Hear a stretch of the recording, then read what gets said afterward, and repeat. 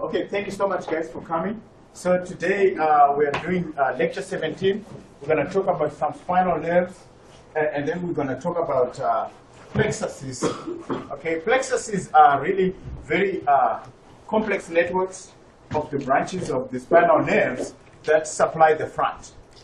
Okay, can anybody want to tell me why the branches that supply the front of the body is more complicated than the branches that supply the back of the body?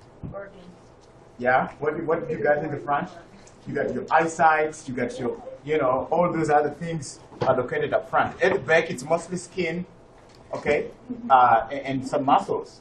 So the branches of the spinal nerves that supply the front of the body is going to have a lot of nerve work, a lot of wiring, for lack of a better word, right? So that wiring has to be very well arranged. You know what I'm saying? In these complex networks that are called plexuses.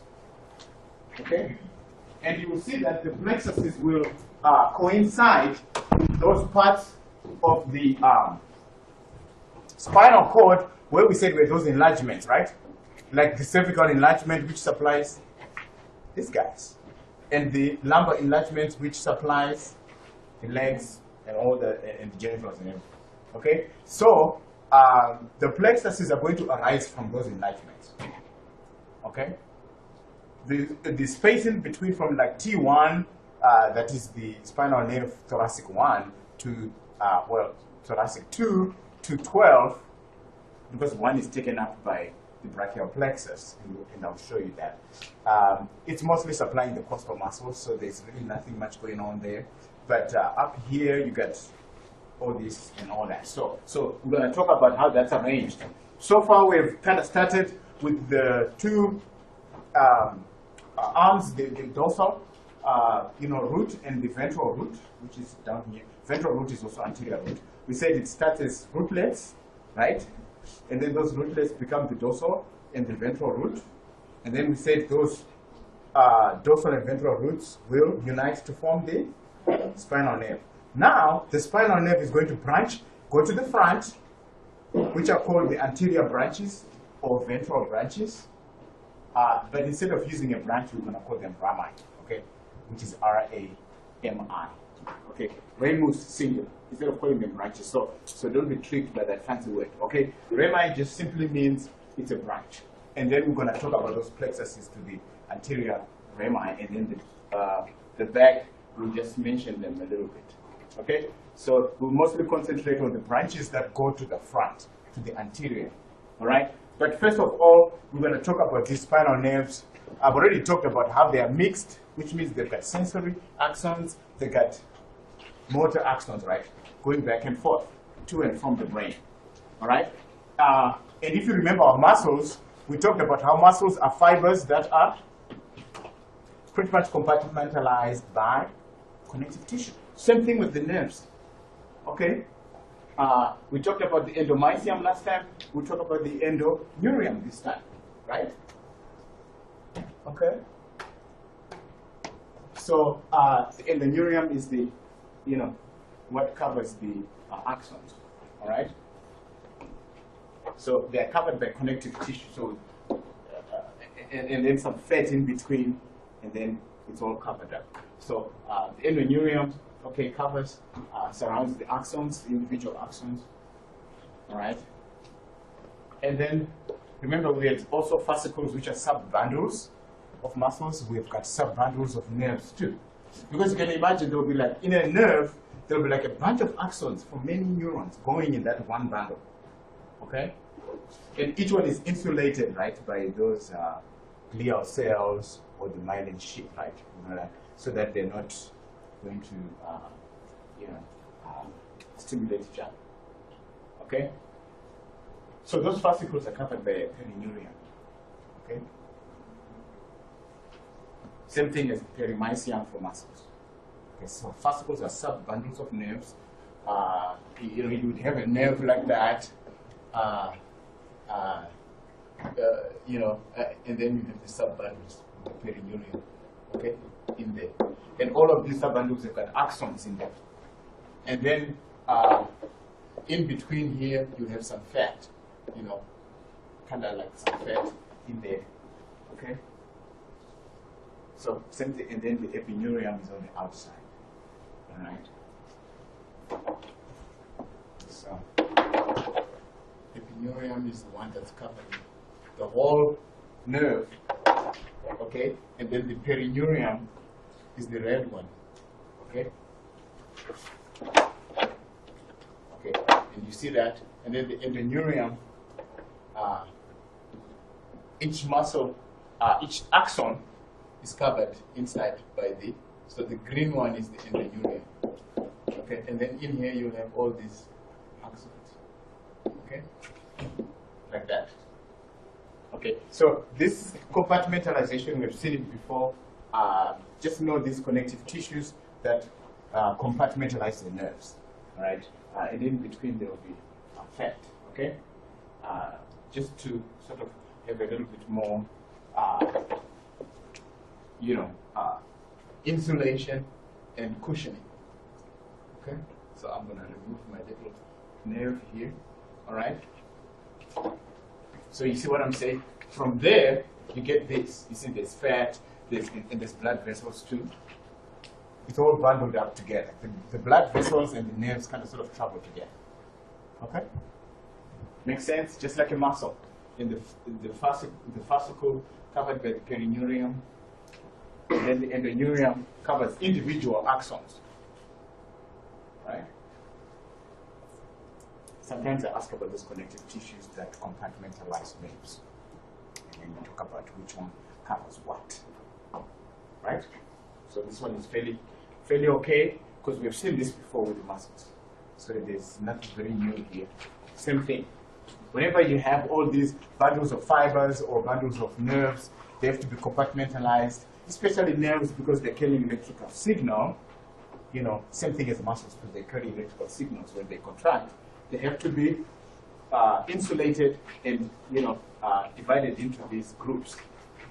Okay, so we know about the spinal nerves. It's the union of the dorsal or posterior and the ventral or anterior roots, right? That's what forms it. And because the dorsal root is the one that's carrying sensory information and the ventral root is carrying motor information, we said they are mixed, right? Because they get information to the brain, information from the brain to the organs, right? And we talked about it last time, how they are all compartmentalized and divided up into the regions. So the neck regions is called the cervical region, and you got 8 of them.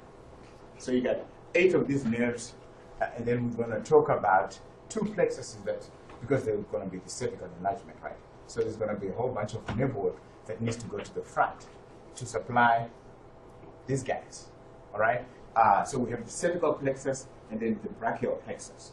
The brachial plexus will be supplying this brachial arm, anything to do with the arm. So we got 8. Okay, sometimes I ask you in the exam, can you tell me, how these spinal nerves are divided up into the regions of the spinal cord? And you talk about that. You say, okay, cervical region, it's got 8 of them. And then the 12, the thoracic, of course, is the largest region because it's got all the thorax, the chest. It's got all these, costal nerves going to supply this intercostal muscles. Right? So you get 12, so that's the longest, right? And then the lower back, which is the lumbar region, right?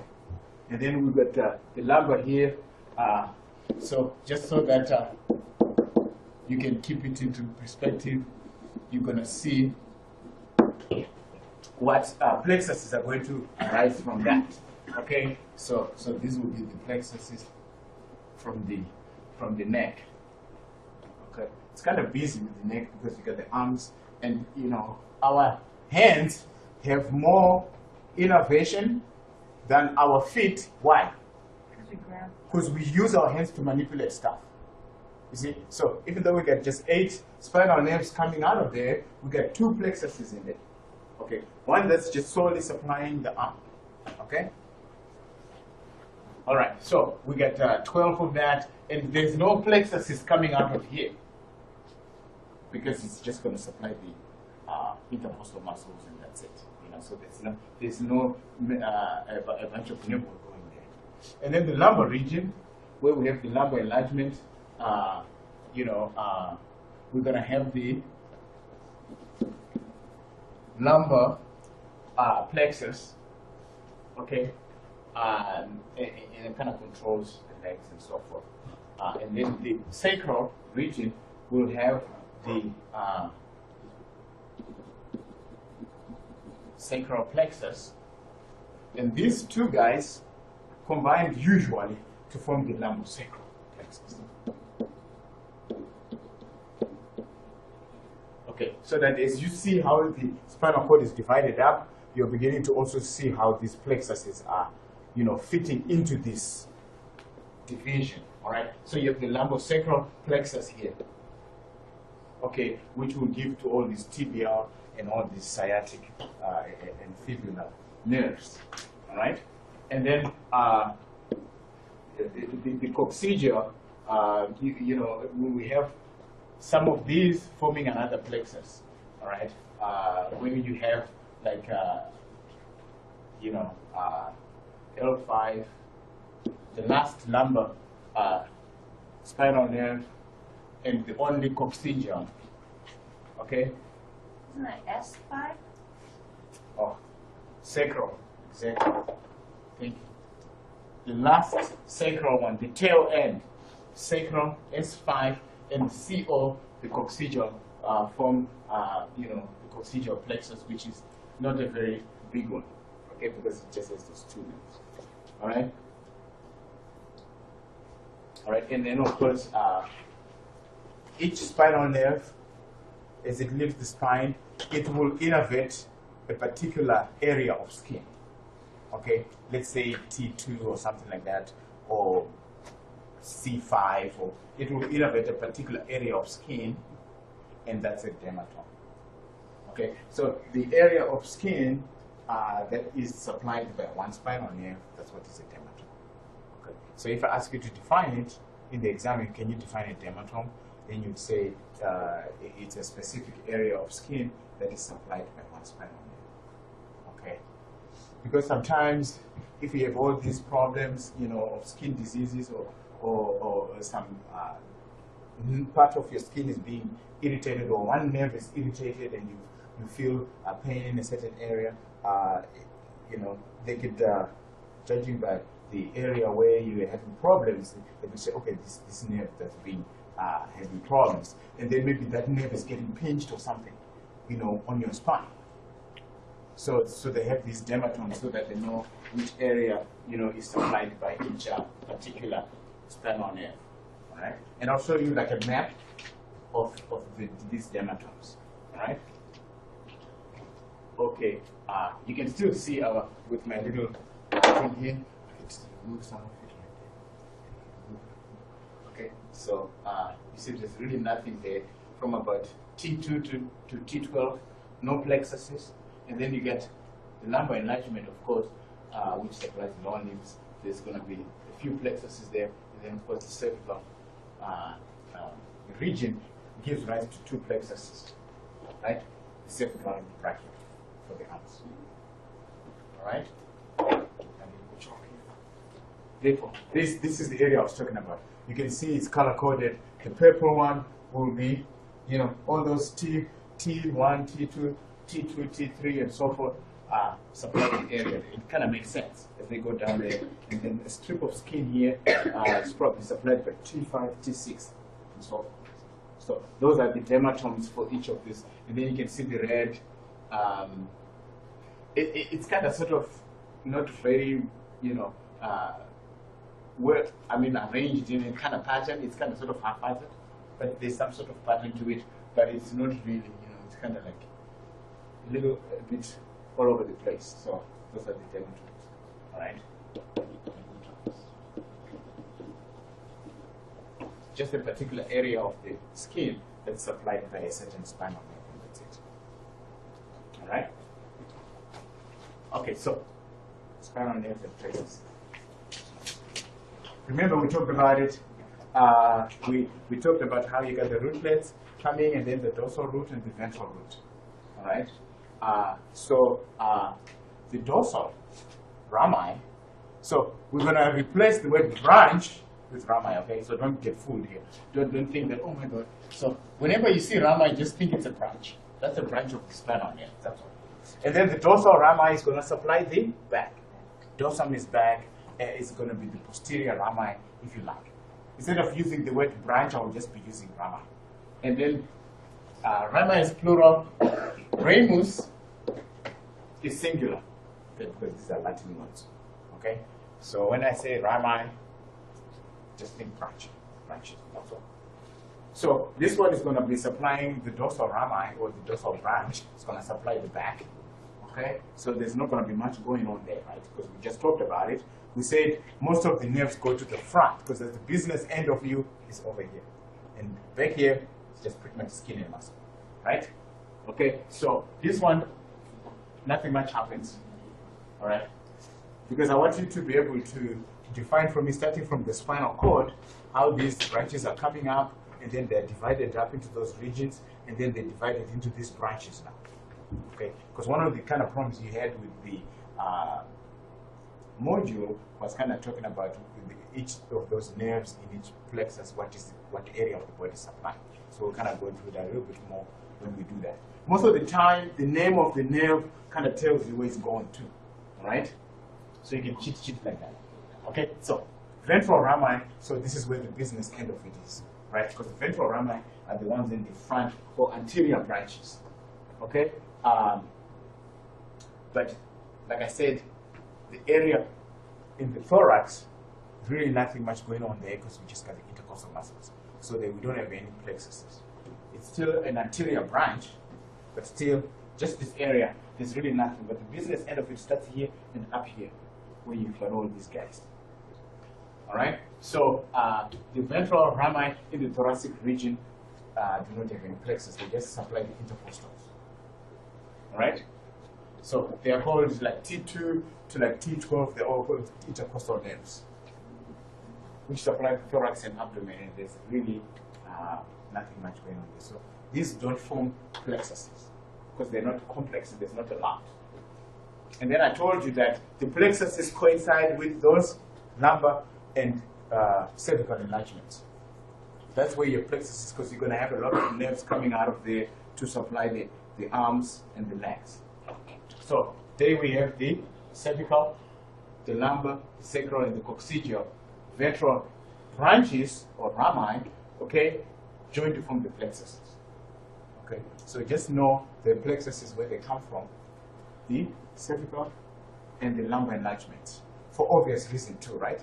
Makes sense? Really does. You know, things that make sense are not hard to remember. Very easy to remember that. Okay, because it's common sense. Okay. All right. So on the sympathetic nervous system, remember the sympathetic nervous system, one that does the fight, flight, and so forth.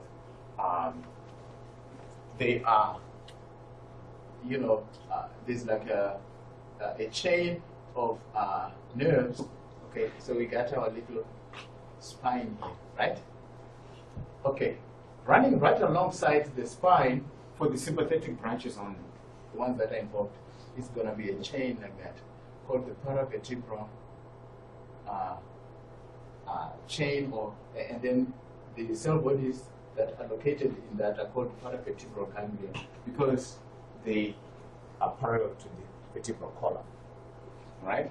And then you have one on this side too. So all the nerves supplying the sympathetic region, okay, they are the paravertebral ganglia. Para means parallel to the vertebral, paravertebral chain, okay? It's called the sympathetic chain because it is for the sympathetic nervous system, okay? So as the spinal nerves come out, we have a branch of it that goes to this paravertebral chain. That's what I call communicating rami. Okay, and I'll show you a little diagram later on. You see what I'm saying? When the spinal nerve comes out, it has to have a small branch that goes to this only for the sympathetic nervous system, okay? That has to go and connect here. So the spinal nerve comes out, and then there's a little branch that goes there. That little branch that connects to the paravertebral chain is called the communicating rami, okay? For the sympathetic nervous system only, and I'll show you the branch. So you know the plexus is coming out of the lumbar and sacral enlargements, and then you have the communicating rami that join to the paravertebral chain for that sympathetic nervous system only.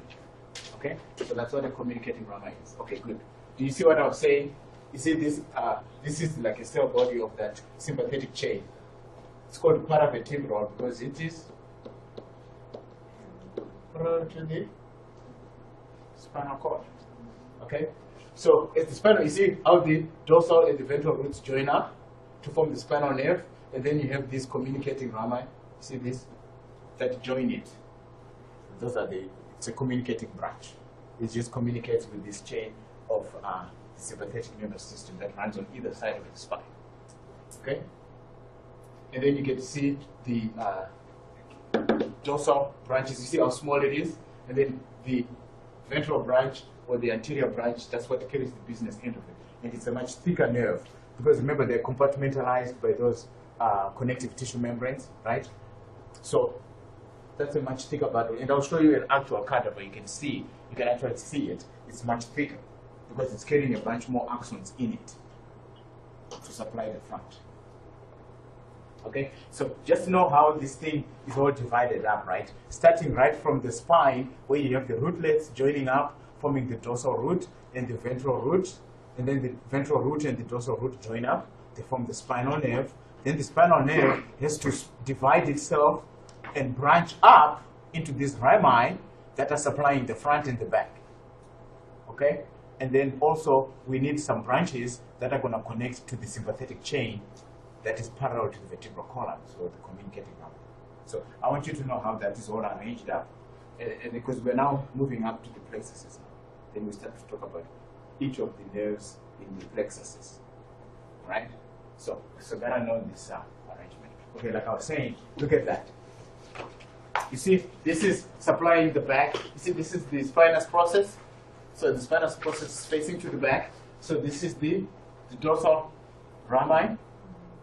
Okay, you see how thin it is compared to the ventral ramus. Ramus is singular, like I told you, right? You see how thick it is? See? Because it's supplying the front. So a bunch of the axons will be bundled up in the ventral rami. Okay? Ventral rami. You can also call them anterior branches. If you are defining a plexus, you can say, a complex network of the anterior branches. If you want to say rami, that's also good, anterior rami of the spinal nerves. Okay? And this is posterior. You can also call it the posterior ramus, right? And then, of course, the sympathetic chain. So this is a communicating rami, right? Because it goes to the sympathetic chain. All right? So the sympathetic chain is connected by gray rami, a gray branch, which means, is it myelinated or not myelinated? Non-myelinated, okay? Then there's another branch that is myelinated, which is called white rami. That's all. Okay? White means it's myelinated, so that's it. Okay? So these are communicating rami. One is not myelinated, and the other one is myelinated. Okay? Does that make a difference? Oh, sure. What difference does it make, guys? When an axon is myelinated, what? Yeah. The action potential. It goes faster. You know why? Because it literally shortens it. Because the whatever is insulated by the myelin sheath, you can't conduct any impulse there. So the impulse, what it does is just jumps into the node of run. Okay, and then it goes faster, much faster, to the tune of 150 meters per second in a myelinated axon, compared to 1 meter per second in a non-myelinated. So that's like speed. You know what I'm saying? Yeah, you feel that. If I step on a tack, I feel it almost instantaneously. That's like some lightning fast speed, right? Yes. Yeah. Because, you don't want to keep stepping on that tack. You have to know quickly. Okay, so spinal nerve, I'd like you to look at these pictures because these are actual cadavers, right? And it's highlighted for you. You can see the ventral rami, over here, and then you can see the intervertebral foramina. Remember, when you stack up the vertebra, they form these holes on the side where the spinal nerves come out of. So you know about some of this anatomy already, all right? And then the dorsal ramus, of course, is going to be much smaller because it's supplying the back. The dorsum means back, okay? And the ventral ramus is the front, okay? And it's in reference, ventral and dorsal is in reference to a four-legged animal, which is like this, okay? All right, so good. So now we're moving on to our plexuses now, the major plexuses. Okay, more than anything, I want you to know just the spinal nerves that make up each of these, right, plexuses. As opposed to knowing, okay, that the radial nerve in the brachial plexus controls, you know, the anterior or the, you know, the posterior side of the forearm, okay, because that's where the radius is, okay, like what that was, yeah. So and it was hard, and that's why I'm saying it, because I knew that you guys were freaking out. You know what I'm saying? I'm gonna need you more to know just the, you know, that okay, C1 to C4 is the cervical plexus, okay. And these ones are not like hard and like set, they kind of overlap a little bit, okay? They overlap. But this is kind of like the basic kind of sort of spinal nerves that gives you these plexuses, okay? So in the neck, the cervical enlargement, we get two. C1 to C4, we kind of say phrenic nerve. The phrenic nerve controls the diaphragm, you know what I'm saying? Okay, this controls the diaphragm. The diaphragm for respiration, right? So actually it's C3 to C5. Okay. Those are the spinal nerves that join up to form the phrenic nerve. Okay? Because most of these times the nerves, they have different branches or they have different spinal nerves coming up, and then they get bundled up into one plexus. You know what I'm saying? Because a certain body part is not only going to be, you know, innervated by nerves from just from that part of the spine. You know what I'm saying? There's some that are going to come a little bit higher up, and some that are going to come a little bit lower up.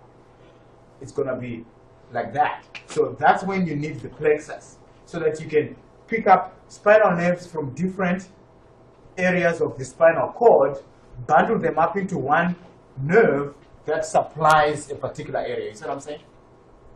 If only that you had, let's say, only these lumbar vertebrae will supply only those things right in that area, then you probably won't need the plexuses.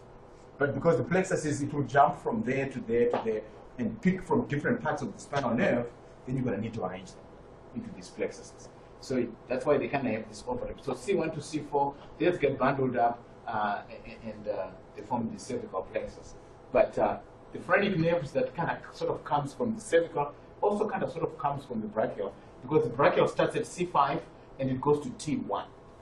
Okay, so the thoracic one is only one of the thoracic nerves, spinal nerves, that forms a plexus. Okay. The other ones, they form the intercostals. Okay, the intercostal nerves, which only supply the intercostal muscles, and so they're not complicated. All right. So just note that. Okay, because I want you to be able to tell me the nerves that come from those particular plexuses. Okay? And when I show you a picture of how these plexuses come about, you will see how they come from different parts, and then they get bundled up and then into one bundle with those connective tissue membranes we talked about at the beginning. Okay? All right. So the brachial plexus is C5 to T1. Okay, because the cervical is like C1 to C8. Okay, so the first four form the cervical plexus, and then the last four plus the T1 form the brachial plexus. Kind of borrowed one of the T1s because the arm is got a lot of innervation on it. So the very top thoracic spinal nerve goes to the brachial plexus. You can see the brachial plexus, how many nerves are coming out of that. In fact, there's 5 of them. Okay, you got the ulnar one, which kind of goes towards the ulnar, you know, the bones. The radial one, which kind of goes towards the sides. Okay, then you got the axillary one, which is kind of in the armpit area. Okay, and then there's musculocutaneous, muscular muscles, kind of, and skin of the forearms. That's what it supplies. Musculocutaneous is to do with skin. Cutaneous is skin, muscle. So forearm muscles and skin, musculocutaneous, and then the median nerve. And that's it. So sometimes I'll say, okay, can you tell me the nerves that arise from the brachial plexus? And there's 5 points right there. Did you see that? Axillary is the armpit area. That's why it serves you. It serves you, right? When you're studying that skeletal system, what did we do? I said you look at those directional terms. They help you out with the bones and how you name the bones. And this continues on with the names of the nerves that supply that particular area. Okay? Same thing. So that makes sense. So you already know where this is going because you already know the anatomy of the skeleton. Okay? All right? And then ulna, you know where the ulna is. And then, of course, the median nerves. All right? So all those 5 coming from the brachial plexus, and I'm going to show you how it's all arranged up. And then, like we have the number here, L1 to L4, which only leaves one number, you know. See, like I said, so the number L1 to L4, and then sacral L4 to S4. So the sacral one is kind of huge, right? Because it's got most of the, it's got 2 lumbar and then 4 of those sacral spinal nerves. See what I'm saying? So this one, it only has L1 to L4, the lumbar one, and the sacral one has got a bunch of them. And there's a bit of overlap. Okay, so these are the 2 that I was saying.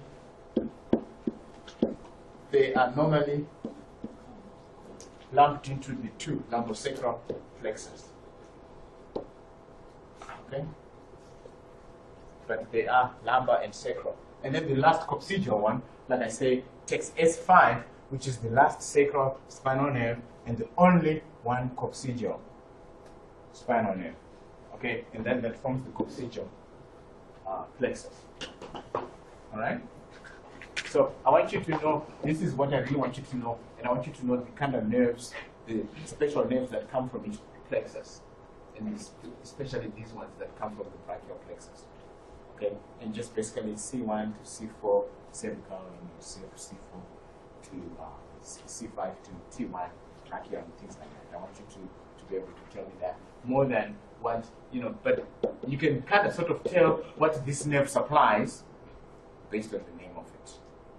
Okay, even if I was to say, can you tell me the brachial plexus nerves and the area they supply, you could come up with something from musculocutaneous. You could say, okay, skin and muscles of the forearm. That would be good enough for me. Okay? So would axillary be like above arm and shoulder? Yeah, it would be especially the skin right on the shoulder right here, right next to the axillary region. See what I'm saying? So that's not so bad. Outline gradient. So good. So then I know this. There's a nice 5-point question. Like I was saying, we got the lumbosacral plexus, which is split into these 4 nerves. The obturator, you know where that goes through, right? It goes through the, well, the obturator, the name is the obturator foramen, right in the pelvis here, obturator foramen, so that's what it's called. So you guys are not shocked by some of these things, right? Because you have seen them before. It's not always shock, like what they did when they invented Iraq. They surprised them, but this is not a surprise. Okay, femoral, the femur, okay? So that's the femoral nerve supplying mostly the femur, the muscles of the thigh, okay? And the tibia, you know that it's going to go lower leg, right? Because the tibia, that's where it is, down here. See what I'm saying?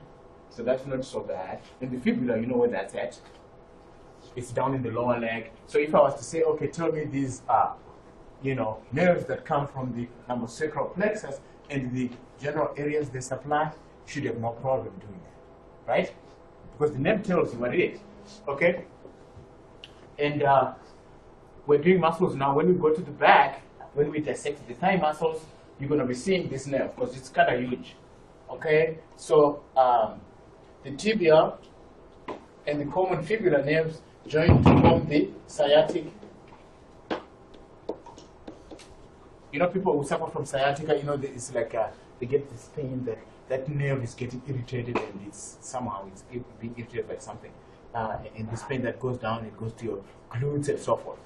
It's because of the spinal nerve, this nerve acting up, the sciatic, and we will see it.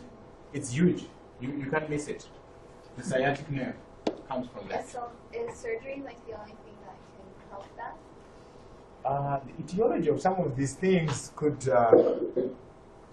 it could be maybe the spinal nerve is getting pinched. It could be anything, you know, on the route to the place where it is, or maybe a muscle in the area does something, or it's inflamed. If it's inflamed, you know, then, and it's right next to the sciatic, and I'll show you when we just dissect. Right now we're probably going to go, but probably won't get to the legs, but I'll show you the sciatic when we get to the thigh muscles. So if that muscle is inflamed, guess what? It's going to inflame that sciatic nerve, and then it will, because it's all connective tissue and all these things, and then it becomes inflamed, and then it can get agitated, right? You know, because of anything. So the etiology could be many things, you know, that could cause that. Okay. All right, so that's good. So know what nerves come out of the lumbosacral plexus, which is a combination of the lumbar and the sacral plexuses. All right, so good. And basically, you know, you should know. So now I'm going to show you each plexus, and then I'm going to show you how it's sort of a diagram of how that comes about. Okay, and then you see how the phrenic nerve is got this, that, and that, and then those get joined up then to form one bundle. Form that nerve, right? See 1, 2, 3, 4. All these nerves, after they all connect up and go to different, they bundle up to form the cervical plexus. That's what I'm saying. So you need that kind of arrangement, and then you get C5 all the way to. We're just talking cervical now because the brachial starts at C5 and then goes to T1, and I'll show you that. So, and you can see the actual cadaver here. You can see the veins, the subclavian vein. You can see that. I like you to look at this because this is an actual cadaver. It's an actual human being. So you look at it. You see how thick they are. You can't miss them. Those bundles of nerves. They're very big. Okay. So you can see in relation to that. If you can see the cat nerves, the human is a much bigger animal. So you will see them. All right. Okay, and this just shows you the cervical plexus, you know, how the spinal, the phrenic one comes from C3 to C5. Okay, see? And then it forms the phrenic nerve that controls the diaphragm. In fact, when you're hiccuping, there's electrical impulses that are coming through this. You know, hiccups is when your diaphragm is kind of spasmodically contracting like this, and it could be that. There's some people who are perpetually hiccuping. Something is happening with this phrenic nerve, and it's stimulating the diaphragm to contract like this. So you go hiccup because of that. So treatment may be somehow kind of electrically quietening this phrenic nerve, and then you might stop hiccuping. Yeah, because there's people who hiccup forever, and it doesn't stop. And they can't control it because electrical activity is coming from here, from the phrenic nerve. Okay. So that's what it is. You can see here, you know, this is a chest cavity. You can see how this is the veins. You can see that. We'll do that in the NP2 later on. And then this is the artery, the aorta right here. It's so huge. If you get short, yeah, it's humongous.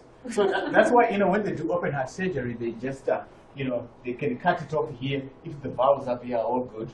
And then, so when you hook up the heart, you just hook it up here, you hook it up there, and then everything is all hooked up. Okay? If all the other blood vessels are okay, are not blocked or anything. Okay? So it looks like it's hard, but really, these are so huge. But you have to connect the person to another, you know, oxygenator and, you know, to do the work of the and so forth. But anyway, so this is the phrenic nerve.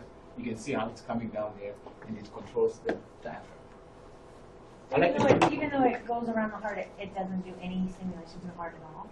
Yeah, you know why? Because it's got insulation. Remember the connective tissue we just talked about, and the fat that surrounds it, and also the myelin sheath and all those things that is surrounding individual axons. They got even a connective tissue surrounding it called the, the endoneurium, right, inside. And then the perineurium, the fascicles, and then the last one, the epineurium on the outside. So it's protected. So it's kind of protected and insulated already. Because otherwise, imagine even a spinal nerve is a bundle of sensory and motor nerves, axons in it, and if it wasn't insulated, they would be just busy stimulating each other. And it won't work. So, yeah, you need, it's like having a bunch of electrical wires with the rubber in them all in one bundle. Kind of like that. Okay, so brachial plexus follows C5 to T1. You can see how they're kind of just coming from all over the place. So you're going to need to have to arrange them properly in these plexuses. Okay, so that's why you need the plexuses, because otherwise, if the wiring is very confused, you're going to have problems. And you're going to have those problems that you were talking about of cross-contact, stimulation of all these guys, and so forth and so forth. All right, so you can see how the median nerve kind of joins everything like that, and then you see from the median nerve. And then the ulnar one kind of comes from some of these. When you look at this letter, you see and appreciate why you need these plexuses, which is kind of sort of making sense of these complex branches.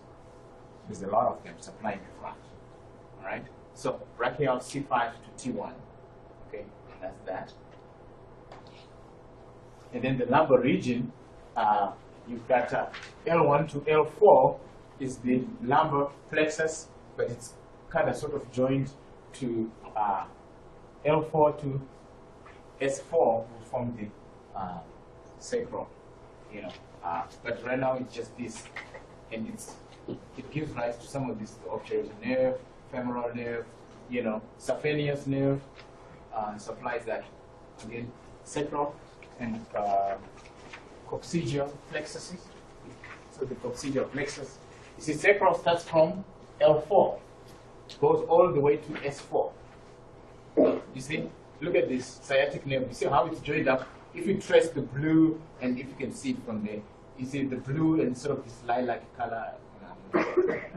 You see, it's coming from all of these areas. You see, 1, 2, 3, and then it joins up to form the tibial nerve, and then the common fibula. You see, coming from all these guys, and then it joins up. It forms the sciatic nerve.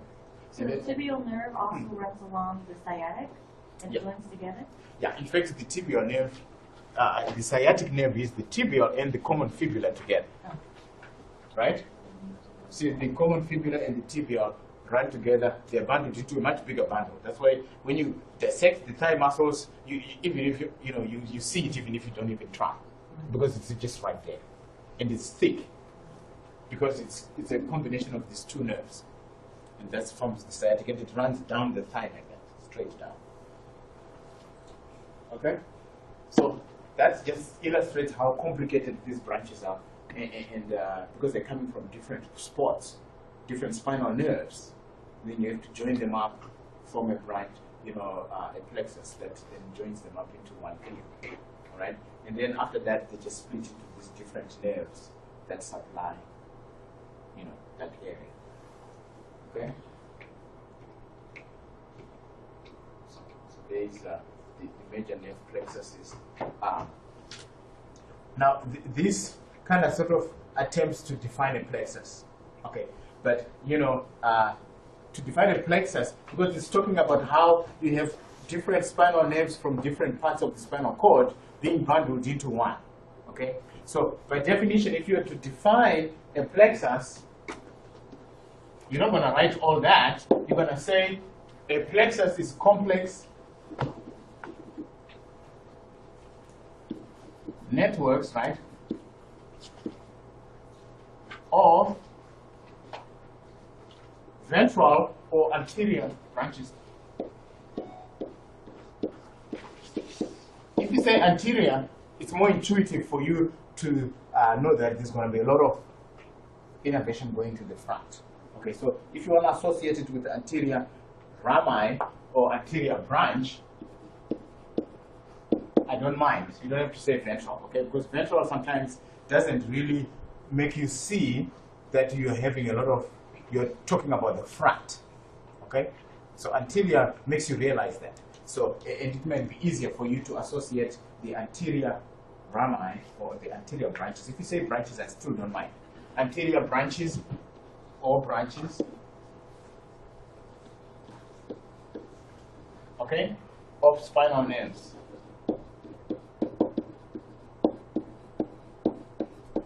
That's what this is saying. You see, it's intermingling different levels of nerves from different parts of the, or different regions of the spinal cord. That's all the plexuses do. They make sense of all that. So if I ask you to define a plexus, you say these are just complex networks of anterior branches of spinal nerves. All right? You've got to say anterior because the dorsal ones or the posterior ones do not form plexuses. So like the sciatic nerve is different. Well, it's part of the lumbosacral plexus. Oh. Okay, you see what happens? You get from like L4 to S5, all those, you see there's many spinal nerves coming out of that. So you take all those spinal nerves, you bundle them up into one plexus, right?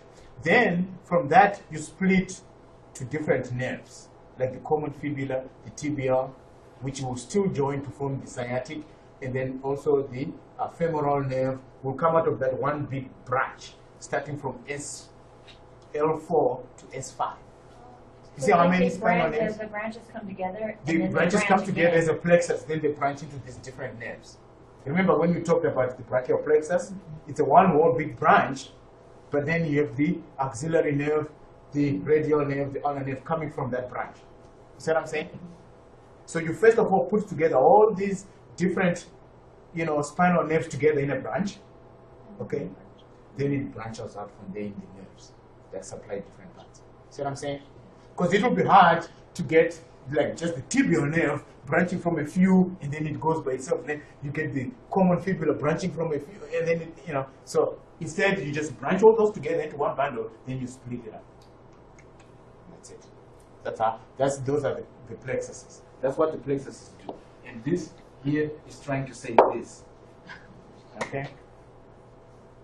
But I leave it there so that we can work from this, just knowing that it's different nerves coming from different levels of the spinal cord, right? All right, and here you can see the example. You see how it all comes from here, here, and there, and then it forms these guys, the axillary. You see how, and the axillary and spinal, but it came from one here, one there, one there. And then this one is coming from up here and down here, and they kind of crisscross like that. You see how that is happening? Yeah. All right. So, anyway, that's what the plexus. Okay, I'll remove it now because it's gonna cover this. I'll remove the definition of a plexus, right? You saw that, right? We talked about it, and it's taking all what's said up in here into that, and you have to say anterior branches. You always have to do that, or front. Okay, so brachial plexus here. That's what it's showing, and then it divides into these 5 nerves that we talked about. This is what your module was asking you to do, to say, okay, the median nerve or the radial nerve supplies, these muscles and so forth and so forth. But in the exam, I want to do that. I want to expect you to know exactly, which muscles each of these nerves is supplying. Just the general region is good enough for me, and just be able to say, okay, C1, C4, sacral plexus, and you're done. And then you say that most of the phrenic nerve comes from that, okay, which is really C5, C3 to C5. Then brachial starts at C5 and goes to T1, and then it has all these axillary, radial, ulnar, muscular, cutaneous, median nerves. I expect you to know that, but for you to tell me that the axillary supply is kind of like the shoulder area or the armpit area, it's okay. I'm not expecting that kind of detail. But it's the name, like I say, kind of tells you also where it's going. Okay, so just showing the distribution of the nerves to the muscles. Okay, but like I say, I just want you to be able to tell me just the the nerves in each plexus, and where on the spinal cord those nerves are coming. Right, that's it. Okay, and then these are the dermatomes we talked about. All right, you can see the axillary nerves supplies the skin of the shoulder because it's right in the forearm. I mean, in the armpit area. You see that? You see, axillary nerve supplies these guys, and then cervical plexus kind of sort of goes up there. Okay, and then you see it's not like a mirror image pattern. It's just kind of sort of random, a little random. You know what I'm saying? So doctors probably would have to look at the map to kind of figure out which nerve is acting up. Okay, because this will help you for when you're doing diagnosis. You want to know which is the nerve that's been pinched or that that's causing trouble, and you can see, okay, I'm feeling all sorts of twitching or whatever in this part of my skin. Then you could say, oh, if it's kind of in here, you could say, oh, part of the brachial plexus, and see C8, T1, T2 supplies that area. So you kind of narrow it down for yourself, and then you take an X-ray and you see, oh my God, it's your cervical vertebra that are pinching on that, causing those problems. What can you do to alleviate feeling that? Some kind of surgery, corrective surgery that happens. Like when Tiger Woods was having a problem with his back, he had a pinched nerve and he was having too much pain, so and it was down here. It was in his lumbar region. So when they do surgery, they do micro surgery that will correct. They just make a small incision and they go in there and they correct whatever it is that's causing your vertebra to kind of sort of pinch on. You can imagine when somebody's swinging like this and they're twisting their spine all the time. You can see because you do like this and then your spine might be going, so it creates this kind of twisting motion on you. And then eventually you get your discs, they can get problems, and then they start to lean onto one and then it might pinch. Remember, these spinal nerves are coming out of those intervertebral foramina, which are formed when the spine stakes, the vertebra stack up on top. All right? So this is just showing you those dermatomes again. Certain areas that are supplied by each. All right? And this big table is a big summary that shows exactly where each of these goes. But I'll be happy if you just know these brachial plexus nerves and then lumbosacral nerves. Okay, and where on the spinal cord they come from, that would be good for me. But you could look at this, and like I said, the axillary region there, you can see the lateral shoulder, because that's where the armpit is, right by the shoulder. Okay, so use this, and that's it. Thank you, ladies and gentlemen. We shall see you in the lab 10. Thank you.